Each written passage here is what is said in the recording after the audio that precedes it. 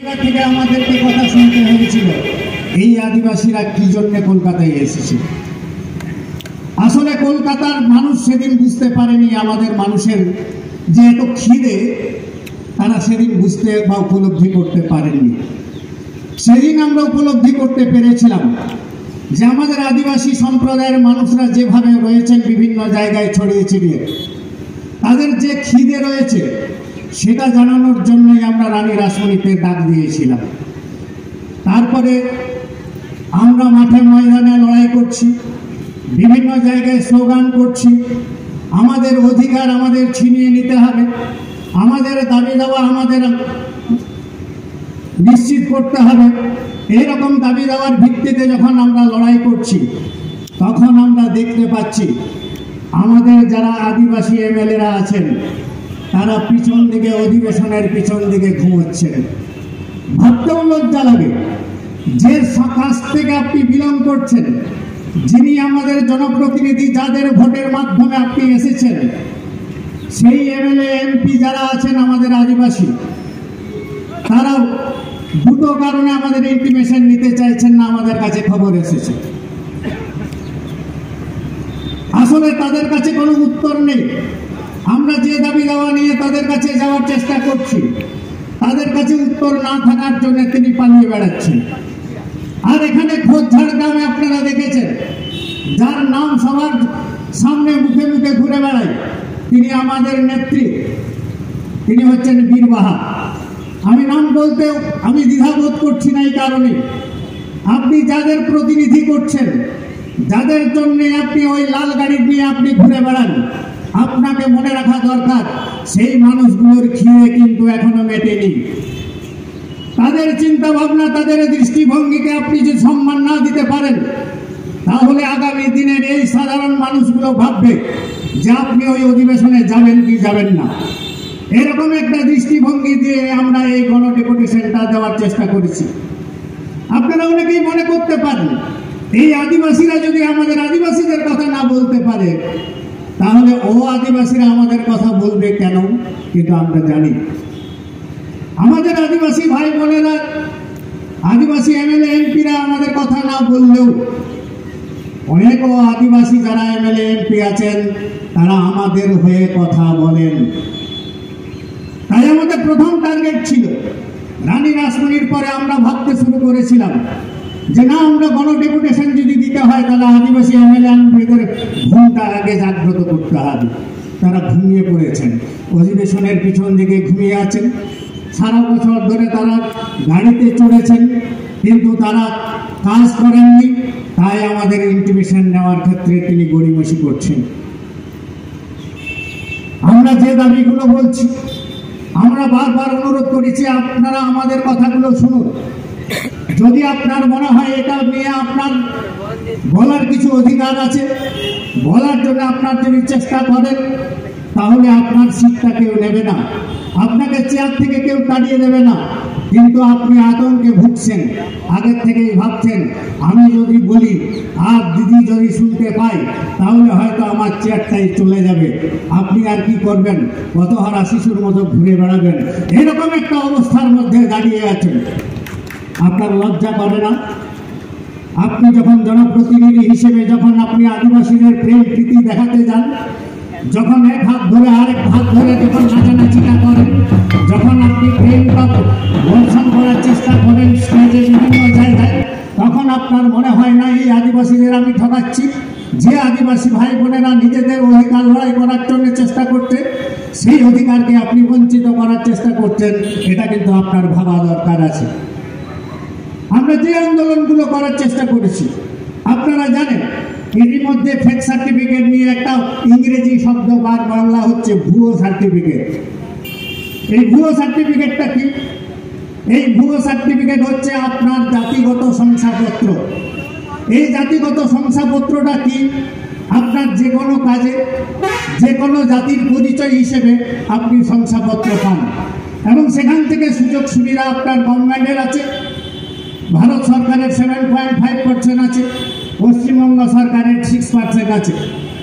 এই বিভিন্ন চাকরির ক্ষেত্রে হোক, বিভিন্ন জমি জমার ক্ষেত্রে হয়, আপনার শংসাপত্রটা ভেরি ইম্পর্টেন্ট, খুব গুরুত্বপূর্ণ। কিন্তু এমন অবস্থা আজকের দিনে 2 বছর 3 বছর আগের থেকে আমরা লড়াই করে বলার চেষ্টা করেছি যে বাজারে ভুয়ো সার্টিফিকেট ঘুরে বেড়াচ্ছে। আমরা কার কাছে যাইনি, রাষ্ট্রপতি থেকে আরম্ভ করে BCW থেকে আরম্ভ করে আদিবাসী ভবন, আমরা ন্যাশনাল কমিশনের কাছে বারে বারে দরবার করেছি এবং নেতা মন্ত্রীদের কাছেও বলার চেষ্টা করেছি। কোনো নেতা মন্ত্রীরা বলে থাকেন ফেক বলে তো কিছু নেই। সেদিন আমরা শপথ গ্রহণ করেছিলাম যে বাজারে যে ফেক সার্টিফিকেটগুলো ঘুরে বেড়াচ্ছে সেদিন আমরা একদিন প্রমাণ করে দেব। আজকে আমার প্রমাণ করতে আমাদের করার দরকার হয়নি।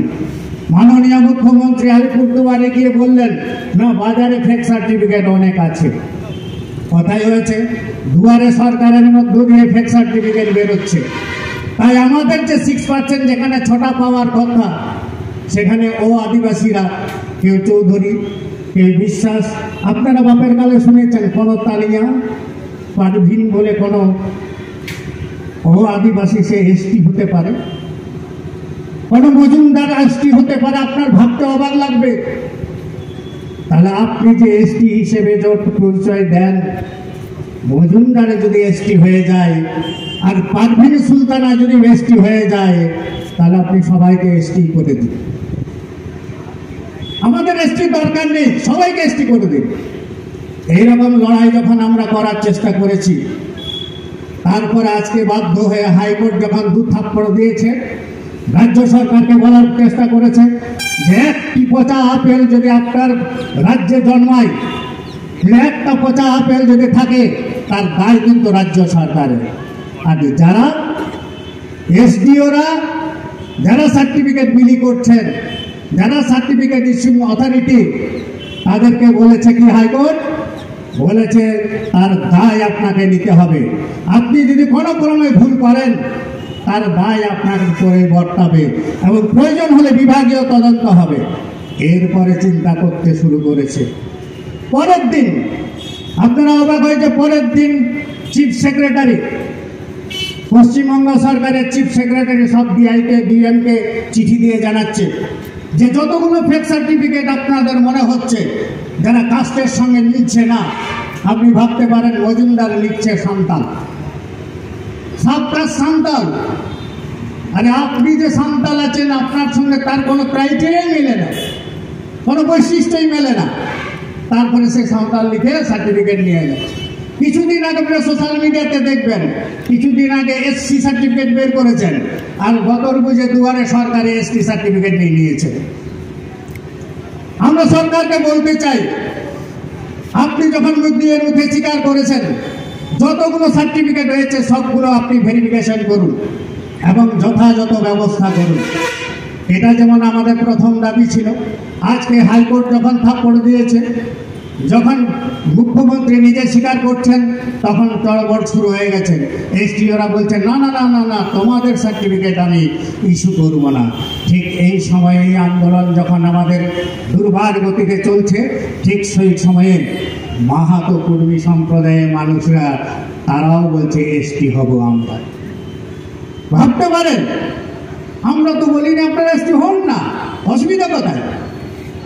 কিন্তু আপনি একটা জায়গায় ভুলে যাচ্ছেন, লুকুর কমিটি বলে একটা কমিটি তৈরি হয়েছে 1965।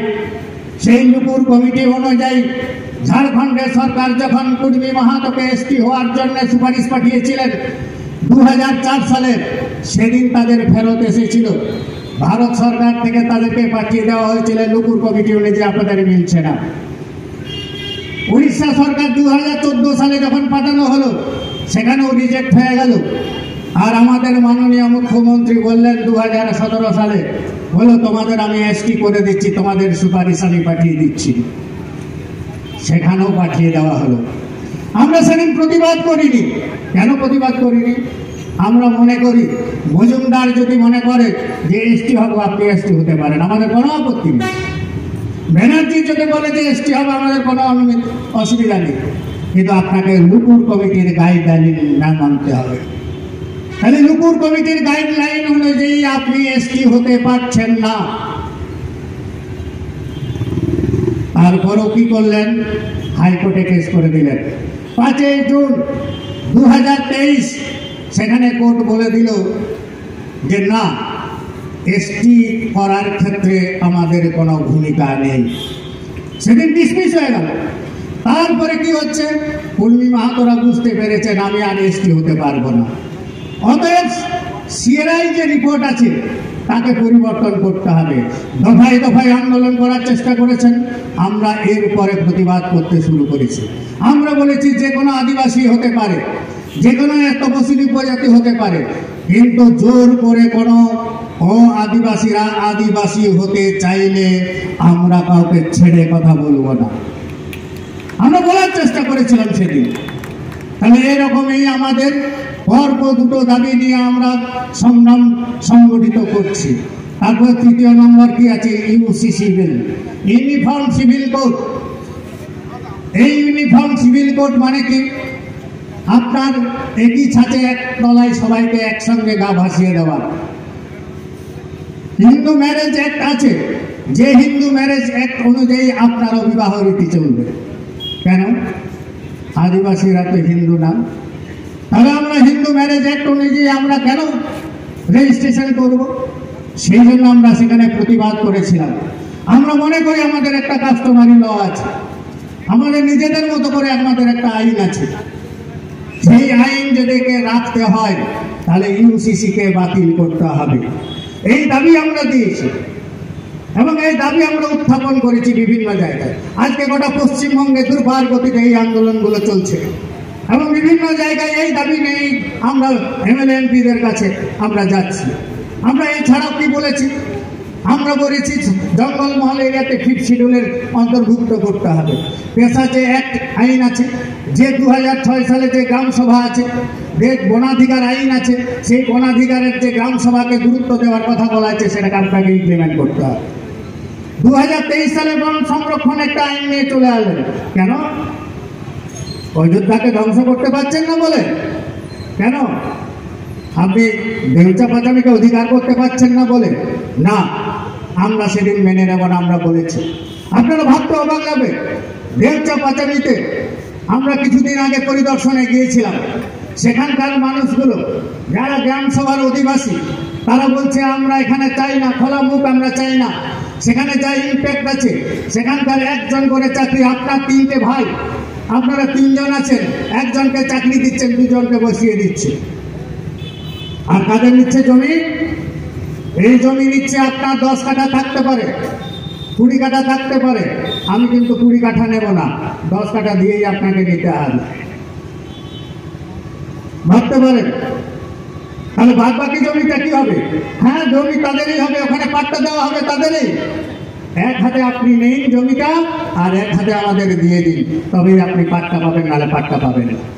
এইরকম একটা অরাজকতা চলছে, এইরকম একটা সাধারণ মানুষকে ভুলিয়ে নেওয়ার একটা চেষ্টা চলছে এবং বড় বড় চক্রান্ত এখানে ভিতরে ঢুকে আছে। ওপরের দুনিয়ার যেগুলো লোক আছে তারা দেখবেন অযোধ্যাতে চলে গেছে, তারা বলছে জমি নিয়ে নেব। আর জমি নিতে কি অসুবিধা? আদিবাসীদের জমি আমার এসটি সার্টিফিকেট বানিয়ে দাও। এরকম একটা পরিস্থিতির উপর দাঁড়িয়ে যখন আমরা আন্দোলন করছি তখন কিন্তু আমাদের নামে বিভিন্ন মানুষের নামে কেস দেওয়া হচ্ছে।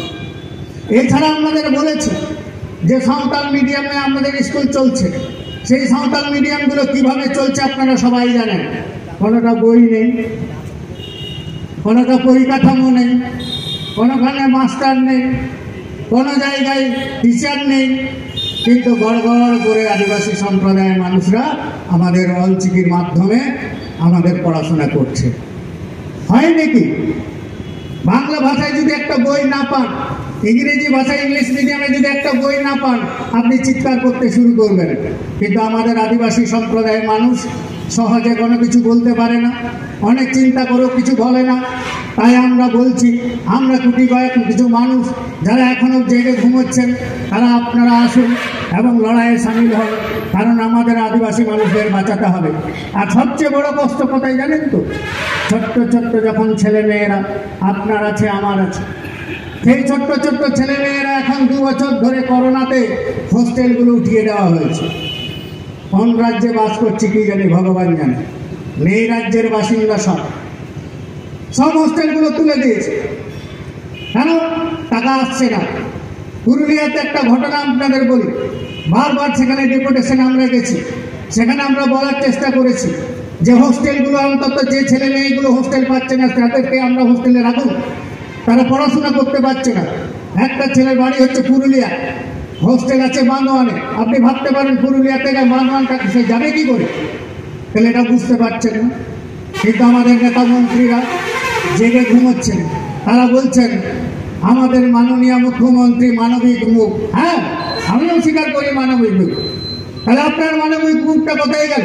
এই বাচ্চা বাচ্চা ছেলেগুলো যখন ছেড়ে দিচ্ছে পড়াশোনা, আপনার বাড়ির তো ছেলেমেয়েরা পড়াশোনা করছে, আপনি তো প্রয়োজন হলে টাকা দিয়ে পড়াচ্ছেন, কিন্তু এই আদিবাসী ভাই বোনেরা শুধুমাত্র একটা হোস্টেলের অপেক্ষায় আছে।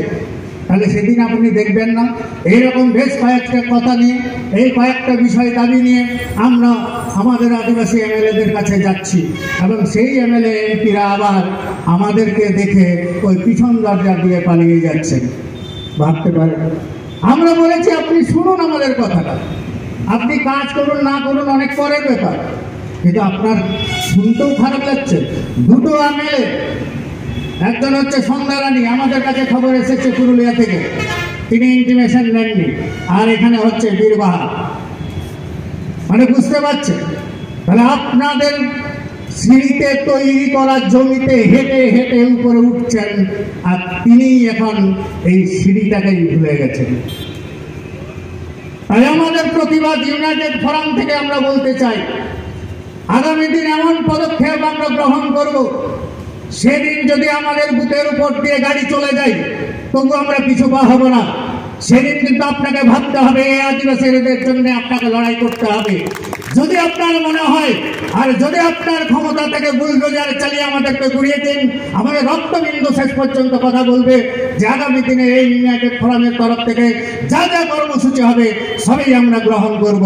প্রয়োজন হলে আগামী দিন এই সাধারণ মানুষগুলোকে আপনাকে টেনে হিচড়ে ওখান থেকে নিয়ে নিচে নামিয়ে দেবে। সুতরাং আমরা যে দাবি নিয়ে আমরা যেভাবে লড়াই করছি, আপনারা যেভাবে সহযোগিতার হাত বাড়িয়েছেন, আগামী দিনে আরো দুর্বার গতিতে যেভাবে আন্দোলনটা হবে, কতিপয় মানুষের আগুনের স্কুলিংও একদিন গোটা পশ্চিমবঙ্গে জ্বলবে, এটা আপনাদের মনে রাখা দরকার।